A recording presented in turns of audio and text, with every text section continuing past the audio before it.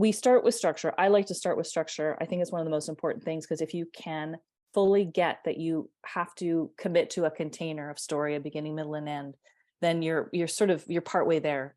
I think of structure only as an organizing principle. Okay, there's a set of guidelines you can follow that work. It's really just about organizing your work so that it can be coherent to a reader. Okay, so that's structure's role. It's not there to control you. It's not there to just, you're not supposed to serve it, you're supposed to incorporate it so that it actually helps hold up your story. And I love this quote by Ian Forster, it has only one merit, that of making the audience want to know what happens next. And conversely, can have only one fault, that of making the audience not want to know what happens next. So structure is just doing that.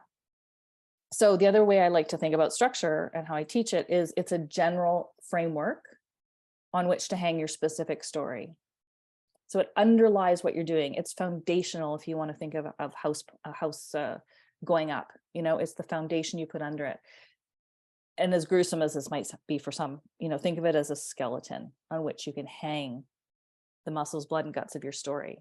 Those are the things that you're most interested in, but you might gather them all together. And if there's nothing to hang, it on, it kind of falls apart. It gets all soggy or saggy. That's partially the problem of the middle, is that there's not a structure. So when I teach this, and when I teach the beginning, middle, and end, there's sort of in the middle, there's a structure within the structure that helps hold that up.